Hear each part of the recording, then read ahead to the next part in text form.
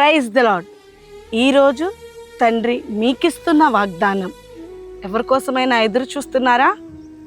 ఎదురు చూస్తూ నిరాశ పడిపోతున్నారా? దేనికోసం ఎదురు చూస్తున్నారు? దేనికోసం ఆలోచిస్తున్నారు? ఎవరో వస్తారని, ఎవరో సాయం చేస్తారని ఎదురు చూస్తున్నారేమో. ఎవ్వరు సాయం చేయరు, కానీ బైబిల్లో ఒక వాగ్దానం ఇస్తున్నారు. యెహోవా కొరకు ఎదురు చూచువారు నూతన బలము పొందెదరు. నిజమే, మనం ఎవరి కోసం ఎవరో వస్తారు, ఎవరో మనతో మాట్లాడతారు అని మనం చాలామంది కోసం ఎదురు చూస్తాం, కానీ వారు మనకి నిరాశపరుస్తారు. మన జీవితంలో అనేకమైన మనుషుల వైపు చూసినప్పుడల్లా మనకు నిరాశ ఎదురొస్తుంది. కానీ మనం దేవుడి వైపు చూస్తే నిరాశ కలగక ధైర్యం వహిస్తాము.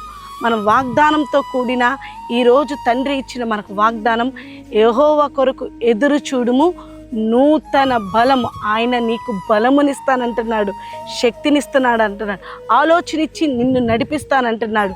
ఎవరి సహాయం చూడొద్దు, ఎవరి ఆలోచన కొరకు చూడొద్దు. ఆయన నీకు సహాయంగా ఉండి, ఆయన నువ్వు వేసే ప్రతి అడుగులో కూడా ఆయనకు నీకు సహాయంగా ఉంటున్నాడు. ఆమేన్. అందరం కూడా ఈ వాగ్దానం గురించి తనలో వచ్చినట్లయితే ప్రార్థన చేద్దాం.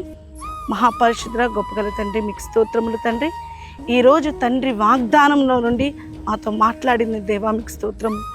అనేకమైన మనుషుల కోసం మేము ఎదురు చూసి తండ్రి చాలాసార్లు నిరాశపడ్డాం ప్రభా, కానీ నీ వైపు చూసిన వారికి ఎన్నడూ సిగ్గుపడనీయనన్న దేవా, మీకు స్తోత్రములు. నిజంగా నీ వైపు చూసి మా ప్రతి ప్రార్థన చేసే కృపను మాకు దయచేయమని ప్రార్థిస్తూ యేసుక్రీస్తుని వేడుకుంటున్నాం తండ్రి. ఆమేన్.